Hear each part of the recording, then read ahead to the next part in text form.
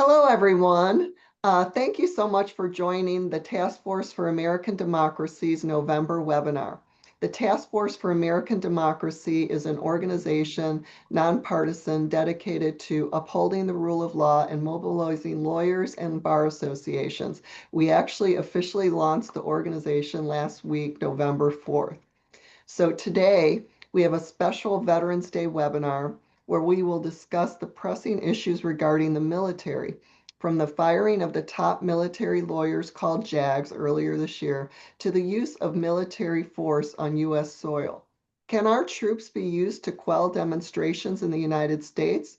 We will take a look at the Constitution, especially the 10th Amendment, the Insurrection Act, and the Posse Comitatus Act of 1878.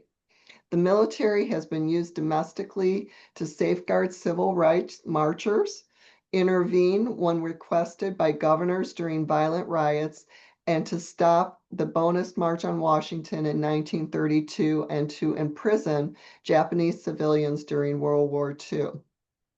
But is the use of the military and National Guard appropriate today in cities such as Washington, D.C., Portland, Oregon, and Chicago? This webinar, you will find the answers to all those questions. So with that, I'm going to introduce our special guest. First, Harvey Rushikoff. He's Director of Cybersecurity Applied Research Laboratory for Intelligence and Security at the University of Maryland. And he is a visiting professor of law at Temple University. He also serves as senior counselor to the American Bar Association's Standing Committee on Law and National Security. He previously served as Director of Military Commissions and Convening Authority at the Department of Defense. He was Dean of the National War College and Roger Williams University School of Law, and a professor of law and national security at the National Defense University. He has also been senior policy advisor to the Director of National Counterintelligence and legal counsel to the Deputy Director of the FBI. He's a lifetime member of the Council on Foreign Relations and the American Law Institute. Our next speaker is William Wren Gade, former Deputy General Counsel for Intelligence and Security at the Department of Defense. He recently retired from the U.S. government service after more than 40 years of military and civilian work. He was a member of the Senior Executive Service since 2017, and he most recently served as Deputy General Counsel for Intelligence and Security at the Department of Defense, advising senior leaders on legal issues involving intelligence, cyber, space, security, artificial intelligence, and advanced technology. Previously, Mr. Gade was General Counsel of the Defense Intelligence Agency and Senior Legal Counsel for the National Counterterrorism Center and the Office of the National Counterintelligence Executive. He's a retired Army officer, and he served as Staff Judge Advocate for U.S. Special Operations Command, Multinational Force in Iraq, Multinational Corps in Iraq, and the 82nd Airborne Division.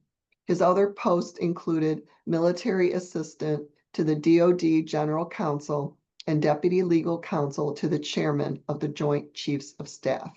So welcome, Harvey and Wren. Thank you so much for joining us. Let's just jump right in. Let's level set for our audience because you two are experts on all these issues, but I suspect, like myself, many of our audience aren't. So what are the fundamental principles regarding the U.S. military? What distinguishes our military from armed forces in other countries? Thank you, Mary. Thank you for the invitation from you and your group. I think probably the most defining characteristic is that the U.S. military is the most powerful military in the history of mankind. Leaving aside discussions of warfighting culture, there are a number of characteristics or principles that are important for our discussion here today. Civilian control in military, its apolitical nature, limitations on its domestic use, accountability and rule of law, and that it's a volunteer force. I'll talk a little bit about each one of those. From the outset, our system ensures civilian control of the military. The president is commander-in-chief under Article 2, Section 2 of the Constitution, but Congress, under Article 1, Section 8, has the power to raise, fund, and regulate the armed forces. The constitutional balance ensures the military is never self-directed and never acts outside democratic oversight. I might also note that every service member takes an oath to support and defend the Constitution of the United States. That's found in 10 U.S.C. Section 502. It's not an oath to a political party. It's not an oath to a political figure or even the country in abstract. It's to the Constitution. That distinction is intentional, and it reflects the military's apolitical character. By law and by culture, the military does not engage in partisan politics, and it maintains strict neutrality across administrations. The Posse Comitatus Act, and we're going to talk some more about that in the future, found at 18 U.S.C. 1385, further restricts the use of military forces for domestic law enforcement purposes. Unless specifically authorized by Congress, federal military forces cannot be used on U.S. soil to enforce civil laws. This reinforces the boundaries between civilian law enforcement and military power, a boundary that many other nations do not draw so dearly. Accountability and rule of law is also one of those principles. Beyond constitutional limits, the military operates under its own legal framework. The Uniform Code of Military Justice, found at 10 U.S.C. 801 to 946. The code ensures discipline, accountability, and lawful conduct even in combat zones. Moreover, service members are bound by international law, including the law of armed conflict and the Geneva Conventions, which the United States has ratified. They are considered part of U.S. federal law under the Supremacy Clause and the War Crimes Act, found at 18 U.S.C. 2441, further emphasizing that military conduct is never above the law. So what sets the U.S. military apart? It's a professional volunteer force, bound by law, nonpartisan, and under the control of elected civilian leaders. It exists not to wield power over the public, but to defend the constitutional order that grants us all of our rights. And especially in times of uncertainty, times of tension, the legal framework isn't just a safeguard, it's a defining strength of American democracy, in my view. Harvey, did you want to add anything to that? No, I think the 7 features that Wren has sort of laid out of civilian control, its apolitical stance, the fact that our members of the armed forces take an oath to the Constitution, not to an individual, the fact that it is governed by law. There's been historic tendency for the U.S. military not to be used in a domestic context. And as Wren pointed out, the rule of law has 2 elements. It's not only the Uniform Court of Military Justice, but also the international law that we follow. All make us distinct as vis-a-vis a military that is used and deployed for the interests of the state. One little factual issue, I think it's hard to follow my career as always, Mary, but I'm currently a visiting professor at Carnegie Mellon University.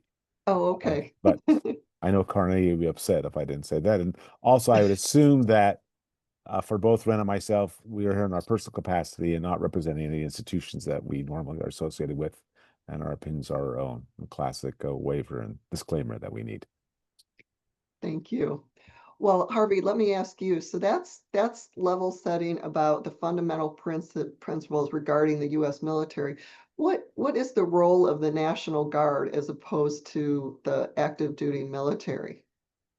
So the National Guard historically has a long tradition.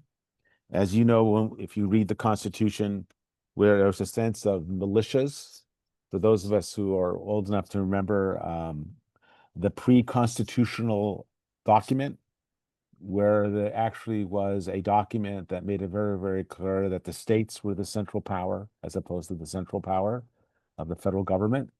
That's our long tradition of the recognizing of the role of the states and the role of governors. And governors have unique authorities to be able to deploy their National Guard for their exigent emergency that they encounter. And we'll go into it more, but there's different ways in which the Guard can be called up. They can be called under their state status. They can be called up, and we say Title 32, in which they're still under the control of the governor. And then they can be also called up under Title 10, in which they're controlled by the federal government and the president. So it all depends on the manner in which statutorily the Guard is called up for what purpose and function. And as in most things in the law, the question is, who is the authority to do it? And under one context, does the authority assert its power in order to become the dominant force that the Guard will be listening to? And I think, as Ren alluded to, there's a number of acts that have been called into play. One is the Posse Comitatus Act, and that will be discussed, I think, by your questions. And the other famous act is the Insurrection Act, which also Well, before has we really... get into it, and since you've mentioned them, can you give just a brief definition of each of those? Ren, do you want to start and I'll fill in? But I'm happy to.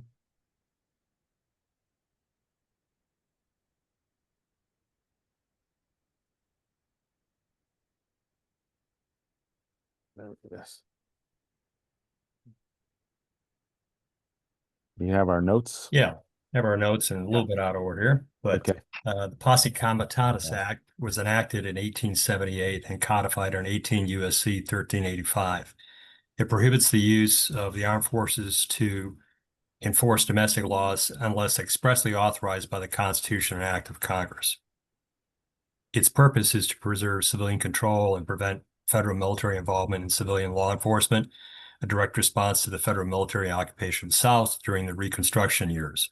The act does not apply to the National Guard when under state control, under Title 32, as Harvey noted. And the federal law enforcement agents, if you will, the little green men we've seen on television, like the Department of Homeland Security or the U.S. Marshal Service, are not part of or not prohibited under the PCA, the Posse Comitatus Act. The Insurrection Act dates to 1807. Was codified at 10 U.S.C. 251 to 255, is an exception to the prohibitions in the Posse Comitatus Act. It gives the president authority to deploy federal troops within the U.S. in very limited circumstances, such as suppressing insurrection, enforcing federal authority when states are unable to or unwilling, or protecting civil rights when local remedies fail, used most famously during the desegregation periods of 1950s and 1960s. Notably, the Insurrection Act does not require state consent, but is politically and legally sensitive, and that's why it's used very rarely. Oh, wow. I love that you said that it's an exception to the Posse Comitatus Act, because I don't think that's been circulated in, the press, and that's a great way to think of it. So let's dive in, and we've seen military and or National Guard in at least 3 cities recently: Washington, D.C., Portland, Oregon, and Chicago. And can you all talk about each of those circumstances, and is active duty military and or National Guard in each of those cities, and what is the authority that's being used in each of those cities? So I think there may be some remnants of active duty Marines still in Los Angeles. I'm not certain of that. Oh yeah, Los Angeles too. I'm sorry, did I say that's what I meant to say in Los Angeles? Yes. Yeah. I didn't mention it in my question. Oh, okay. So I think that's the only vestiges right now of active duty forces, normally active duty forces, if I will, normally Title 10 forces. There have been other National Guard troops that have been federalized under Title 32 and into Title 10 in each of those states. In most of the modern cases, the federal response have involved federal law enforcement officers, not military troops. Once again, those involve DHS agents, U.S. Marshals, and those other little green men, not covered by the Posse Comitatus Act. In Washington, the situation is different because DC is not a state. The Mhm. president directly controls the DC National Guard, and there's no governor to consent or resist. That's why military helicopters and guard units were deployed during the 2020 protest without violating Posse Comitatus. And I note that I don't believe the Insurrection Act was invoked in those circumstances. That Now, was back in during 2020. 2020, the George Floyd situation you're talking Correct. about. Yes. That said, in California, Oregon, and Illinois, the administration has invoked active duty forces under an Article 2 theory espoused by a recent OLC opinion, which claims that there is implied presidential authority allowing active duty troops quote, to protect federal functions, persons, and property, end quote, without violating the Posse Comitatus Act. The DoD briefings on this issue suggest that 10 U.S.C. 12406 itself authorizes the National Guard to perform law enforcement activities as an exception to the PCA. Section 12406 allows the president to federalize National Guard units in 3 circumstances: for an invasion, for a rebellion or threats thereof, and if the president is unable to execute the laws with regular forces. So that's what the claim has been under the invocation of Section 12406. Those 3 statutory provisions allowed the president to federalize without a governor's consent. As noted elsewhere, that interpretation is fairly new. It diverges from the Defense Department's existing understanding of 12406 as an exception to the PCA, and it certainly diverges from the historical context of the statute itself. Well, I you can said a talk a little bit lot more about there. the cases in particular if you'd like, but I think Yeah. Harvey wants to jump in. Let me Well, make let me just one ask a question though, because there was a lot in there, and those of us who are not experts at this.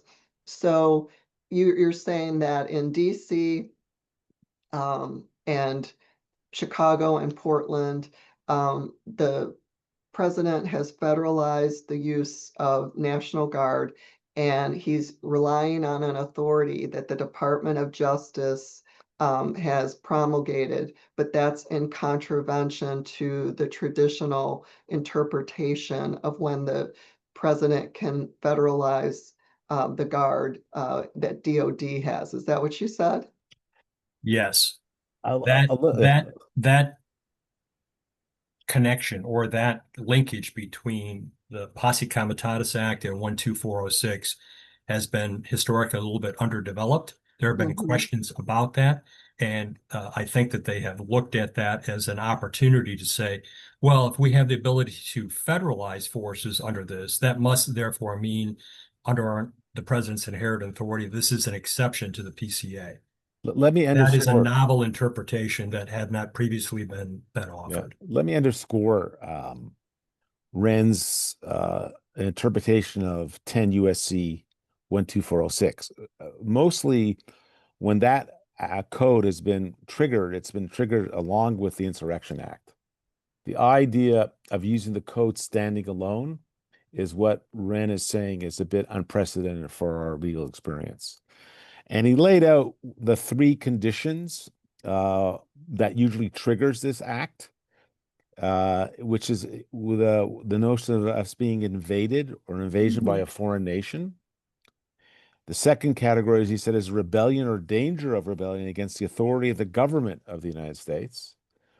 And third, the president is unable with regular forces. But there is another third aspect of this act, which states the president may call into federal service members and units of the National Guard of any state in such numbers as he considers necessary to repel the invasion, suppress the rebellion, or execute those laws.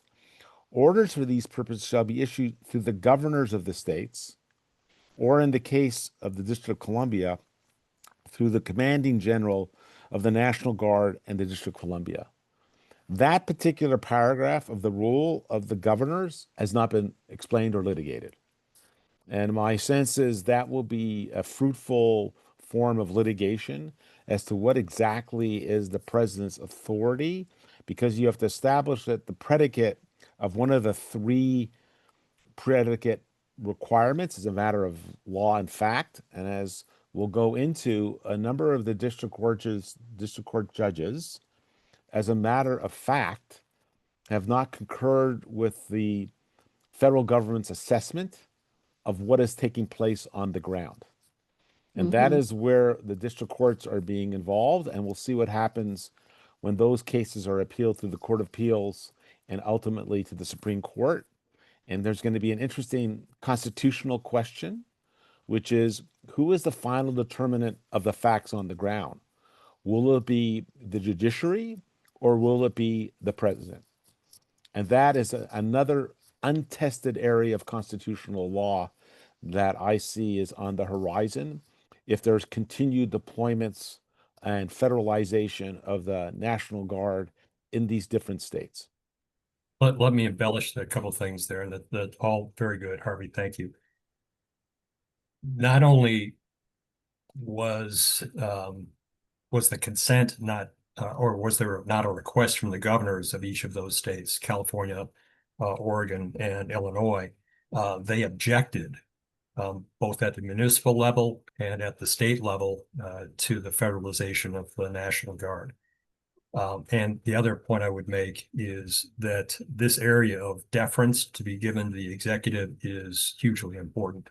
If you take a look at it from a, big constitutional law perspective, this gets into in re debs, this gets into Youngstown Steel type questions. So how this works out over the next little bit will have a huge impact on how we operate vis-a-vis the federal military forces over the next number of years. And just as a footnote, when you look at the cases that are usually cited that we use in national security law, demonstrating the deference of to the executive, there's another case in re Nagel, if you remember the attack on a Supreme Court justice, and one of the guards ended up killing the attacker, right, wounding the attacker. And the question was, even though there was no statute that authorized the law enforcement officers to do that at a federal level, there's this concept of this inherent power that was read into the document in the Constitution.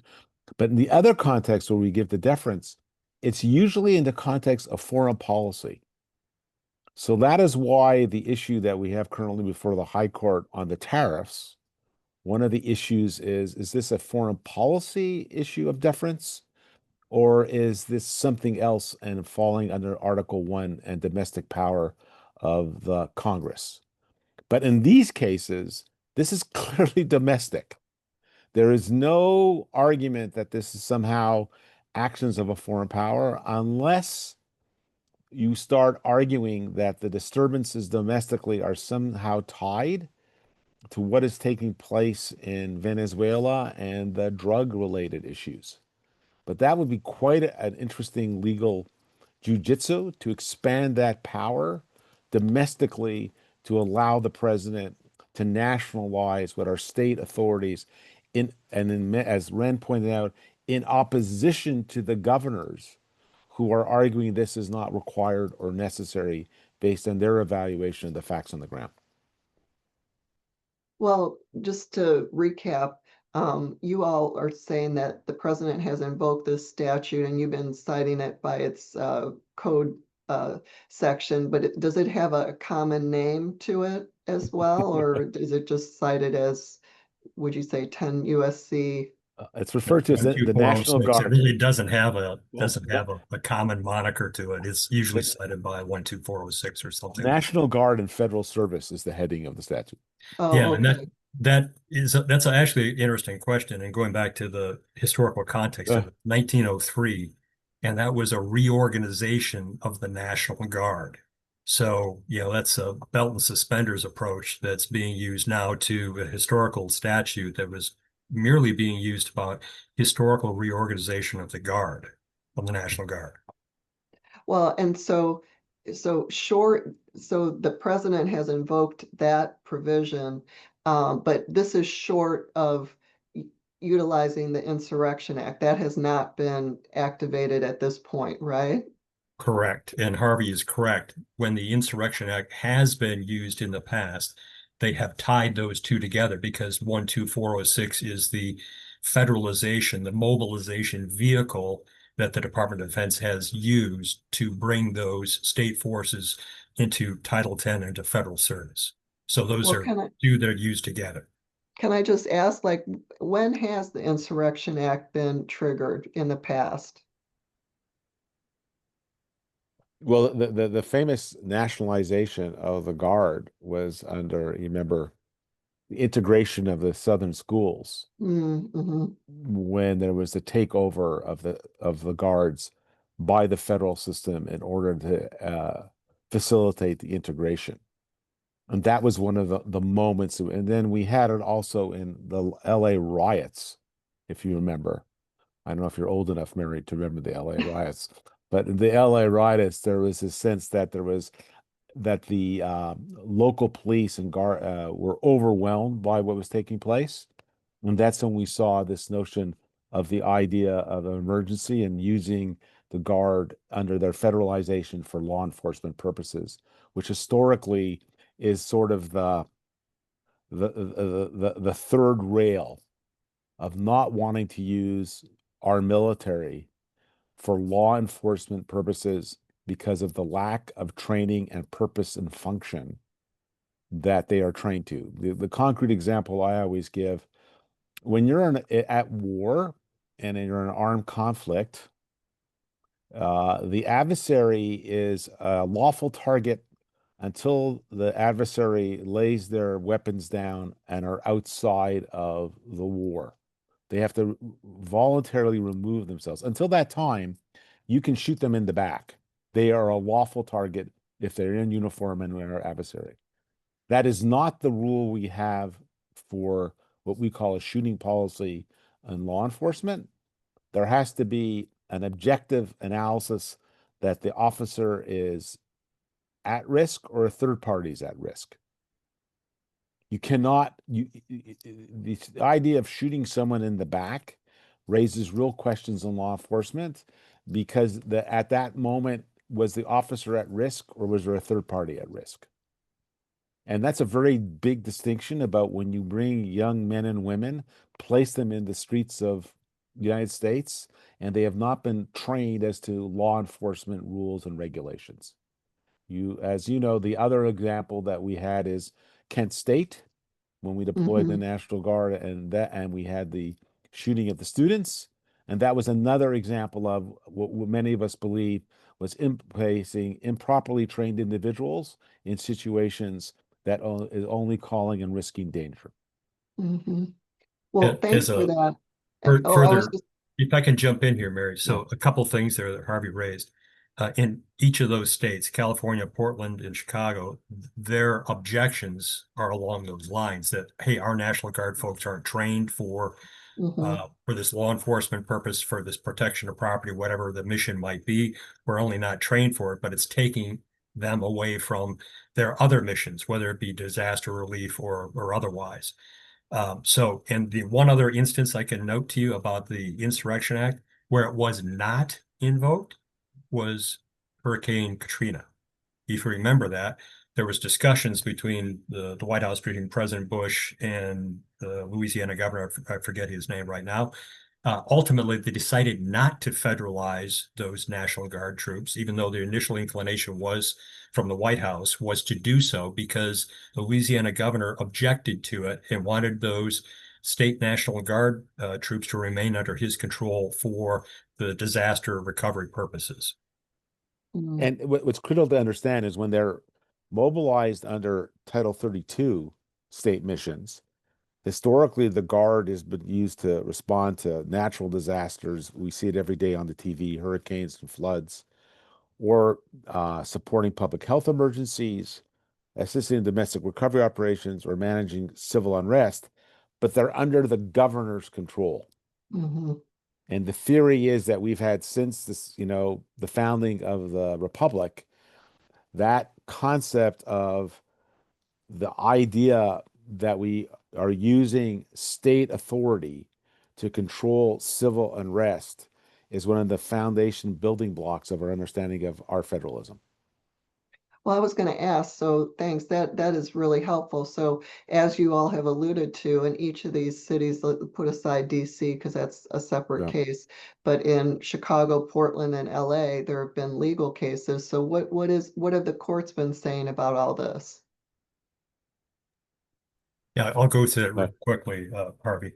So the three cases, the three states involved, California, Newsom versus Trump. Governor Newsom challenged the federalization of the Guard and deployment of active duty Marines for immigration enforcement and protest control. The district court, Judge Breyer, if you recall, had very extensive fact finding and found likely violations of the Posse Comitatus Act and state sovereignty. And that's what we were just alluding to in that last little bit of discussion about the importance of state sovereignty in this discussion, noting that the prerequisites under 12406 hadn't been met. The administration claimed protective powers under Section 12406 and Article 2 authority, as we just discussed. Still, the Ninth Circuit stayed the district court's order in June, emphasizing its reviewability and the high deference owed to the president's decision. There was a rehearing en banc denied most recently, I think third week in October, I believe it was, leaving the stay in place while the appeal continues. In Oregon, the deployment of troops to Portland, Oregon and Portland challenged the federalization of the Oregon Guard and the deployment of out-of-state troops, if you recall, for protest at a federal immigration facility in Portland. Judge Karen Immergut, who also had a Posse Comitatus Act in the case in the first Trump administration, had this case as well assigned to her. She issued a temporary restraining order in October 2025, finding that the federal government failed to meet the conditions of 12406. There wasn't a rebellion, there wasn't a breakdown of civil authority, and there's an insufficient threat to federal operations. Then most recently, on last Friday, Judge Immergut said that she did issue a preliminary injunction barring the administration from federalizing National Guard troops in Portland. And that was, of course, again, after a very extensive fact-finding by her.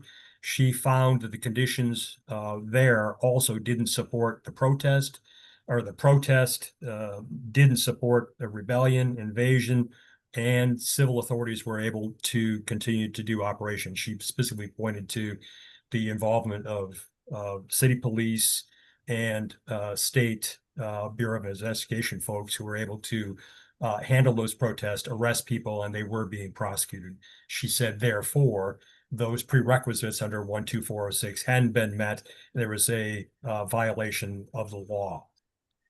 So what you ought to take from that is that states are going to challenge if there's a lack of clear authority or if the facts apparently don't support that. And the last one I will offer to you is Illinois versus Chicago. That's a little bit further back in the line, if I could put it that way. Illinois challenged the federalization of the Guard for domestic enforcement in Chicago. The case raises questions, as we've already discussed, of statutory authority, Posse Comitatus, and state and federal control.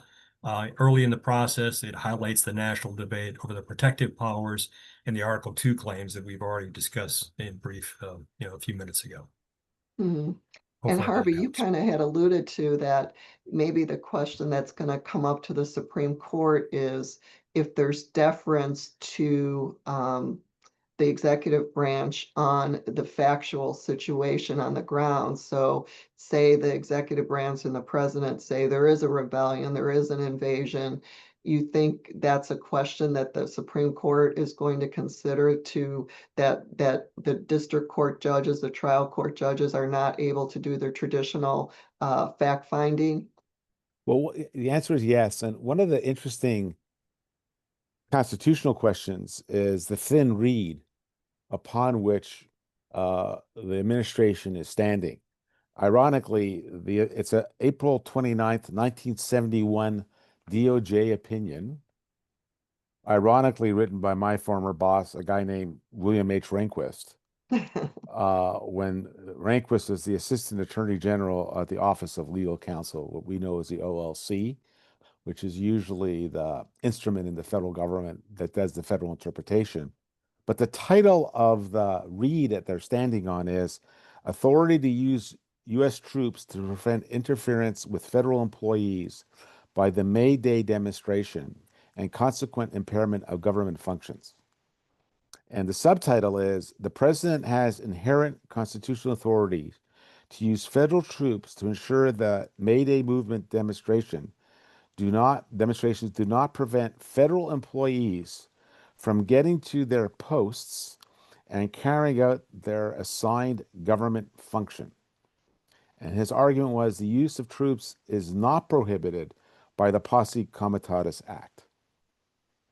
So that legal opinion, and the question is, how far can you stretch that opinion?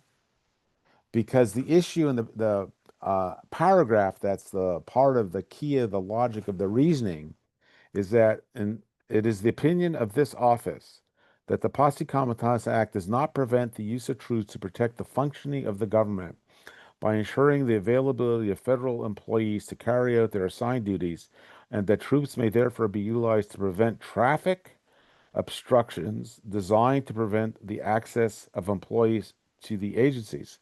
Now, the narrow reading of this OLC opinion would be that you have to only jurisdiction would be in really subordinate functions that you'd be using the guard to perform its function under this theory. Well, so the government's theory in this case is that the guard is being used to help facilitate the ICE agents to effectuate their duties on immigration. Is that the argument? That would have to be the government's position, and it's expanding this read that it's standing on to justify what it believes is an inherent right possessed by the federal government that is in opposition to the classic legal framework we've had that lays out A, the Posse Comitatus Act, and B, it's only extraordinary emergencies in which the Insurrection Act is triggered, and then you would also use the U.S. code in order to perform the function. That's going to be, I think, the heart of the debate that we're confronting. Well, let me, So, I know there's so if I much can to jump talk in, about. Mary, with that. Yeah. I'm sorry, but jump in just for a second with that, because I think it's important to note that Judge Breyer in the district court, in fact, each of these district court judges have gone into some detail about what's permissible and what's not under the PCA. And Harvey is right that this is going to be really important how we spell this out. Is it support to law enforcement if you're providing perimeter security for ICE agents in the conduct of their duties? Can you do other actions along those lines that don't violate the PCA? The test that we have right now, tests actually, and some of the materials we provided to you will go into much greater detail about that. I think the prevailing test right now that people ought to pay attention to is the Dreyer opinion, Ninth Circuit, 2019, I want to say, which states that the conduct that pervades the activities of civilian officials violates the PCA. Now, if that's the prevailing test right now, it would be hard to fathom how some of the actions that the administration wishes to use these federalized National Guard troops for wouldn't therefore violate the PCA. So to give you an example, so Red referenced, we said In re Debs and also In re Nagel. So Nagel involved the use of a marshal to protect federal officers. The court indicted the troops might have been used when necessary. So the example that they helped use was that, it's hard to remember, but this is under President Cleveland. So in Ray Debs, what happened was the mails were obstructed during a railway strike. President Cleveland ordered out the troops for the purpose of protecting federal property and removing obstructions to the United States mails. The court upheld this action with the following statement. The strong arm of the national government may be put forth to brush away all obstructions to the freedom of interstate commerce or the transportation of the mails. If the emergency arises, the army of the nation and all of its militia are at the service of the nation to compel obedience to its laws. So that is the logic that will have to be abstracted in order to justify this level of federalization of a guard with at the same time invoking an Insurrection Act or just using and standing on the 10 USC code. Well, kind of related topic.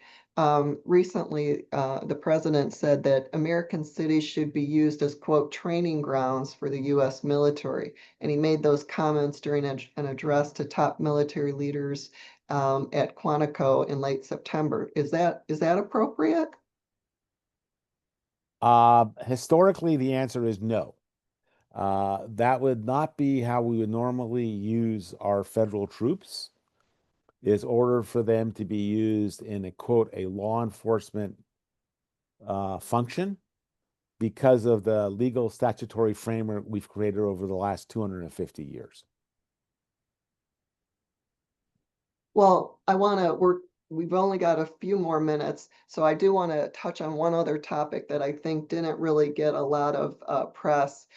So early in the current administration, I think it made a lot of press that the chairman of the Joint Chiefs of Staff, General C.Q. Brown, was fired. But what didn't get as much press was that at that same time, several of the top military lawyers for different branches of the military were also fired, and they're called JAGs.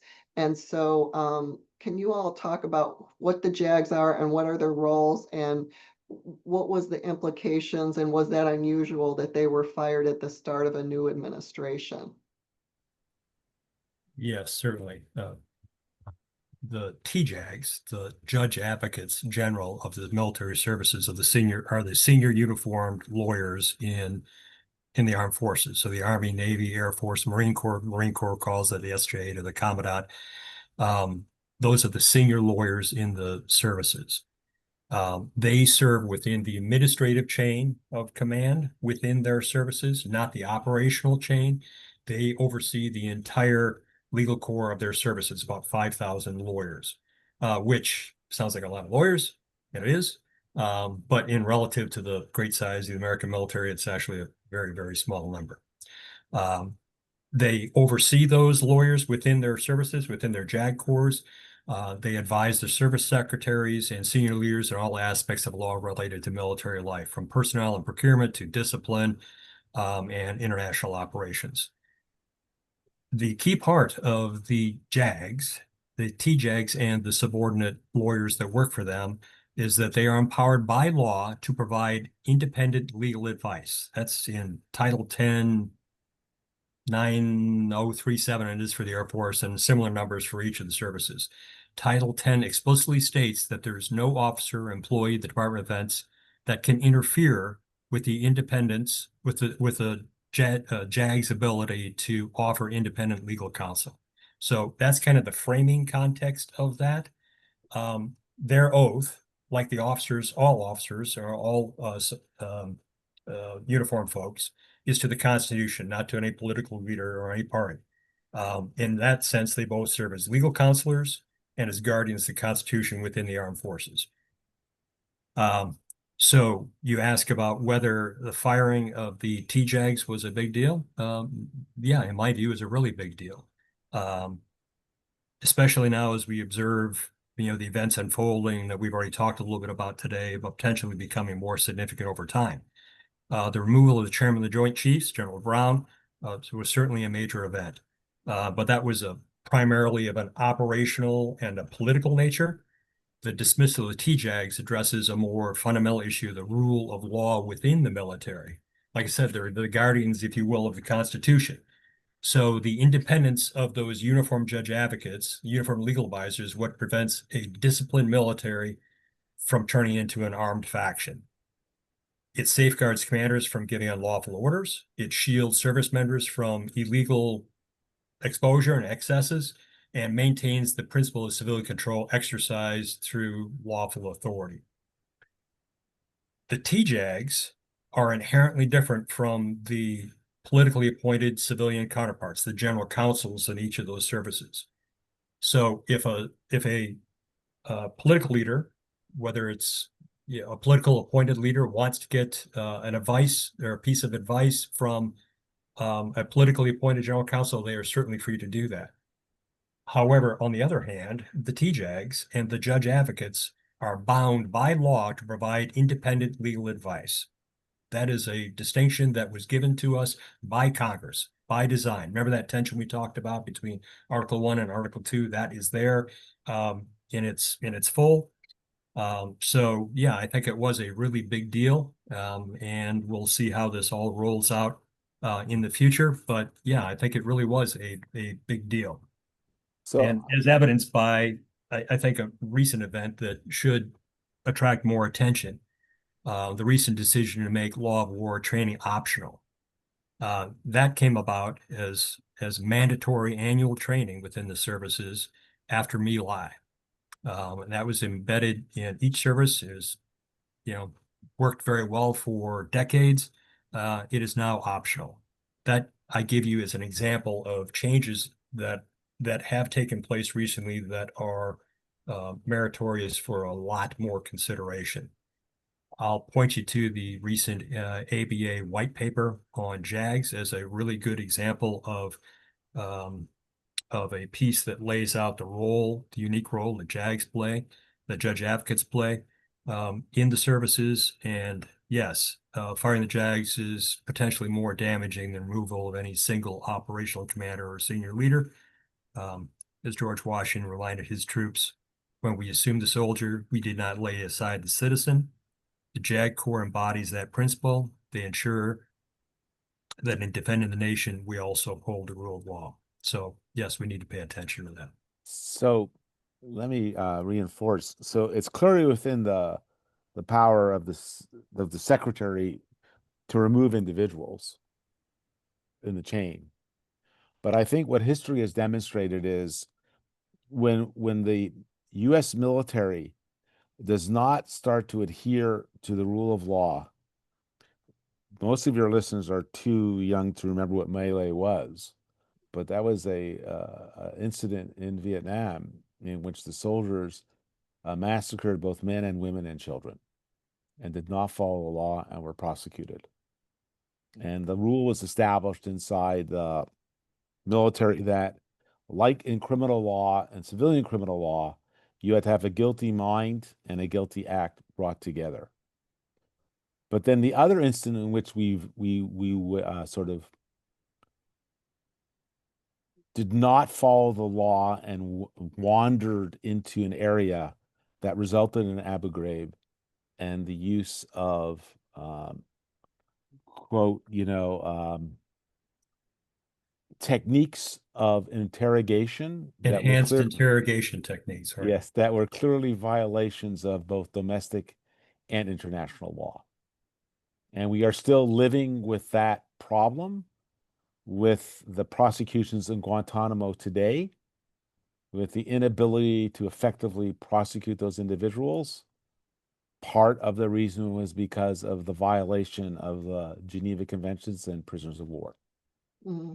So when we waver away from that, we get into trouble because of the issue. And as Ren pointed out, as this is so deep in our DNA, Washington was the individual who George Washington wanted to have the lawyers with him, because he's very clear is that if you do not have this, you have a mob.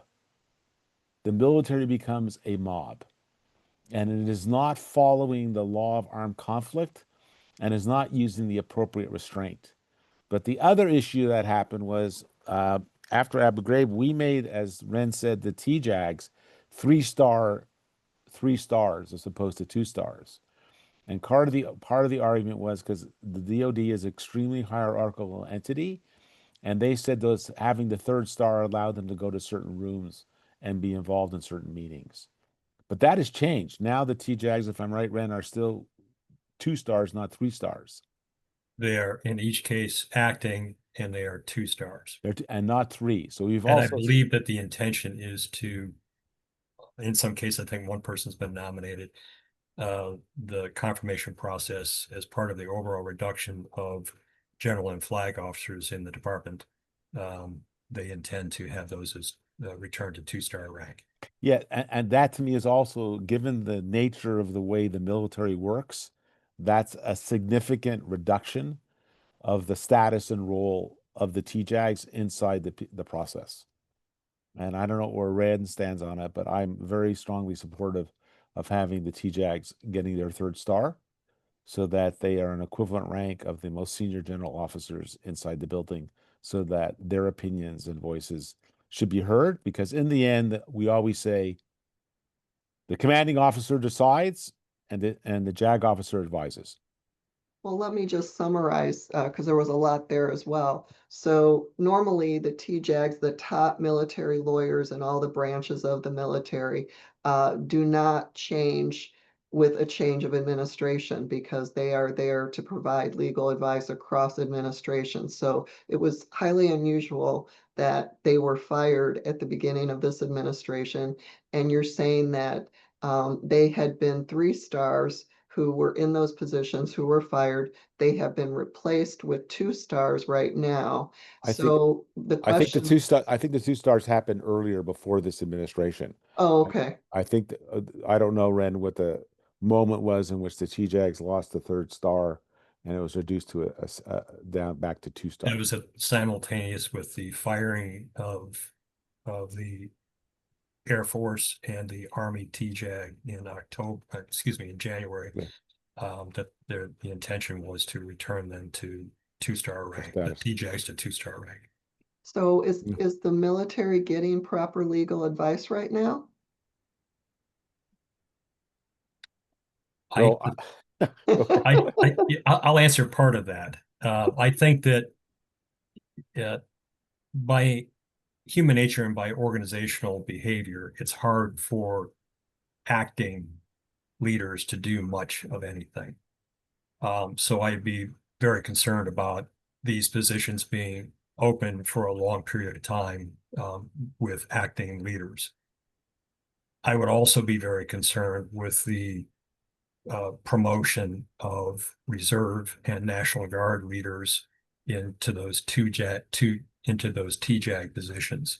Quite simply, no National Guard or reserve officer has the decades of experience, breadth of experience that a senior uniformed judge advocate, a lawyer has in the decades of experience to get to that point in his or her career. So I would be very concerned about the acting capacity for any length of time. I would also be concerned about the lack of relative experience that some officers are being put forward for. And I would say that in all my years of legal practice, you can always distinguish lawyers who are very willing to show their work. When you do your legal advice, you call in as many people as you can so that legal advice can be reviewed by your peers, and you stand and fall on the legal analysis. And when we get into trouble is when we classify a lot of the legal memorandum and legal opinions and do not come forward and demonstrate upon which, either under the law of armed conflict or international law, why the law supports that use of lethality and force. So when you ask, what is the role? The proof is in the pudding. These memorandum will have to be made public as to what is justifying the use of actions. And we're seeing it now in the memorandum being put forward to justify the federalization of the Guard. And you have to get in front of federal judges, and the federal judges, per their function and role, evaluate the legal reasoning and then come forward with an opinion that agrees or disagrees with the government's decision. That's our system. That's the way it works. You have to be able to come forward and stand behind the legal memorandum that is justifying the actions taken at the federal level. or Well, state. this has been amazing, and I realize that this webinar could have gone on for several hours because there's a lot to talk about. But thanks so much, Harvey and Ren, for breaking it down. I know it was very informative. I hope our audience found it so. It really broke down and talked about the fundamental principles on all these issues we're seeing on the news lately. So some materials were referenced during the conversation. Those will be sent out after the webinar to people. So you'll have access to those. And we hope you enjoy this webinar. Thank you so much, Harvey. Thank you so much, Ren. This has been amazing. Our next webinar will be on December 17th with Dean Erwin Chemerinsky, and he's going to break down the Supreme Court jurisprudence of executive power over the last year and preview the coming Supreme Court term. So that will not be to be missed. And again, this is the Task Force for American Democracy. And if you'd like to learn more about us or support us, you can go to our website at www.democracy-taskforce.org. So thanks so much for joining us, and we'll look forward to seeing you in December. Thank you. Thank you. I'm a big Thank you, Irwin. Mary. I'm a big Irwin fan, so your listeners are in for a real treat. Thank you so much for having us.